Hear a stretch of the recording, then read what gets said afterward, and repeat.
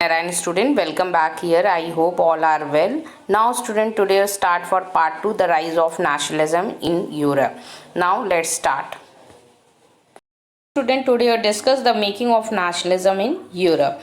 Germany, Italy and Switzerland were divided into kingdoms and duchies and cantons, the whose ruler and their autonomous territories. Now start. 18 century में आपने देखा 1750 से 1850, तो 1750 से Europe में जो चीज़ें बीच में हुई वो हम लोग आज इस टॉपिक में पढ़ेंगे. Now see student, mid 18 century में आप देखेंगे कि यूरोप में नेशन स्टेट नहीं था. लार्ज ग्रुप ऑफ पीपल थे, मतलब मेजोरिटी में थे, और यहाँ नेशन स्टेट नहीं था. लेकिन क्या चीज़ें कॉमन थी? सी सेंचुरी में अभी आपने देखा कि एक यूरोप में कोई नेशन स्टेट नहीं था, बट कुछ चीज़ें शेयर करते थे. क्या शेयर करते थे? जैसे लैंग्वेज, हिस्ट्री, ट्रेडिशन, और वहाँ की जो गवर्नमेंट थी उन्हें भी सब लोग रूल करते थे, मतलब मानते थे उनकी सारी चीज़ें, एग्री थे हर बातों से. नाउ मिड 18 सेंचुरी में आप ये देखेंगे कि why the mid 18 century has no nation state. क्यों नहीं था नेशन स्टेट?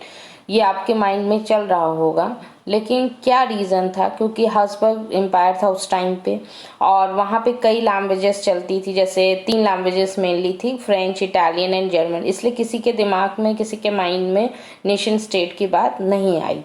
तो यहाँ पर आपको ये क्लियर हो गया कि उस टाइम पे हब्सबर्ग एम्पायर थे और लैंग्वेजेस 3 थी, French, Italian and German. Okay. Now student, आपने देखा कि मिड 18 सेंचुरी में को नेशन स्टेट नहीं बना, और क्या रीज़न था भी आपको बताया कि वहाँ डाइवर्सिटी बहुत ज़्यादा थी. तो इस डाइवर्सिटी में किसी ने कोई भी चीज़ शेयर नहीं किया, ना कॉमन लैंग्वेज, ना कॉमन हिस्ट्री, ना कॉमन ट्रेडिशन. लेकिन आपके माइंड में एक क्वेश्चन होगा कि ये मैम आइडियाज़ कैसे नेशनलिज्म की भावना लाए. तो यहाँ पे 3 क्लास के लोग थे, सोसाइटी थी. Now see idea of the nation state जो था, वहाँ पे सोसाइटी डिवाइडेड इनटू 2 डिवीज़न. लेकिन आगे जाके आप देखते हैं कि there after it divided in 3 division. See the first division of aristocracy. Aristocracy was the dominant class on the continent and politically and socially. Okay, and very higher class and rich peoples इन्हें कहा जाता था, क्योंकि ये बहुत ही अमीर और powerful हुआ करते थे. और इसको फर्स्ट डिवीज़न सोसाइटी में, मतलब इनका पहला डिवीज़न था. और now see the second division, aristocracy. इनकी क्या क्या प्रॉपर्टी थी? तो पहली आप देख रहे हैं land owing class. Second, speak the French language. ये लोग फ्रेंच लैंग्वेज बोलते थे. इनकी खुद की लैंड होती थी. उनका बहुत ही छोटा ग्रुप था, स्मॉल ग्रुप.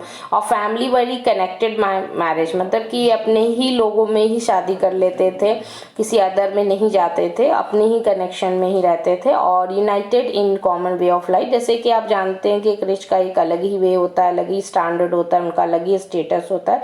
तो इस तरीके से इनकी जो एरिस्टोक्रेसी की लाइफ स्टाइल थी वो ये थी.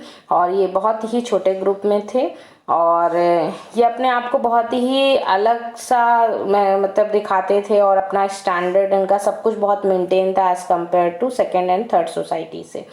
तो आपने देखा कि फर्स्ट सोसाइटी का डिवीज़न एरिस्टोक्रेसी में हुआ, और इनकी क्या क्या प्रॉपर्टीज़ थी इनके पास. और द पीजेंट लाइफ. पीजेंट की लाइफ क्या थी कि the majority of the population was made up of the peasant. Okay, इनकी एक बहुत बड़ी मेजॉरिटी थी, पॉपुलेशन बहुत ज़्यादा थी.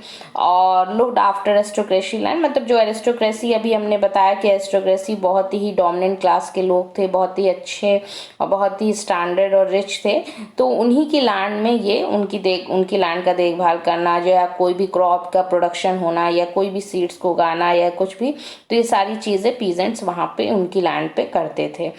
ओके, तो ये आपने देखा कि first society aristocracy and second society for peasant and third society for industrialisation. Now see में भी हमने बताया कि इंडस्ट्रियलिस्ट आते थे, और जो इंडस्ट्रियलाइजेशन बिगेन इन इंग्लैंड में सबसे पहले था, और in the second half of the 18th century की बात है। और इसमें एक new social group came into being, मतलब इनके एक वर्किंग क्लास पॉपुलेशन बन रही थी मिडिल क्लास में, मेड अप ऑफ इंडस्ट्रियलिस्ट में, बिजनेसमैन में, प्रोफेशनल में, और इसमें भी जैसे डॉक्टर, क्लर्क, टीचर, इस तरीके से मिडिल क्लास की पॉपुलेशन की वर्किंग दिख रही थी। वर्किंग जो भी प्रोसेस था वो इनकी ये था। तो आपने देखा कि एरिस्टोक्रेसी कितने पावरफुल थे, उनकी क्या लैंड थी और कितने वो उनका स्टैंडर्ड और उनका स्टेटस, वो सारी चीज़ें देखा। फिर आपने पीजेंट्स का देखा, और अब देखा आपने थर्ड मिडिल क्लास। तो आज आपने 3 सोसाइटी को देखा, aristocracy and the new middle class. अब नेक्स्ट हम लोग पढ़ेंगे कि what did the liberal nationalism stand for. इनके अंदर लिबरलिज्म कैसे ड्राइव हुआ और क्या चीज़ है वो आगे हम लोग पढ़ते। बट आप लोग ने आज की क्लास में ये देखा कि जो हमारी सोसाइटी है वो 3 डिवाइड हुई। पहली हुई आपकी एरिस्टोक्रेसी, सेकंड में आपकी हुई पीजेंट, और थर्ड में middle class. Thank you student.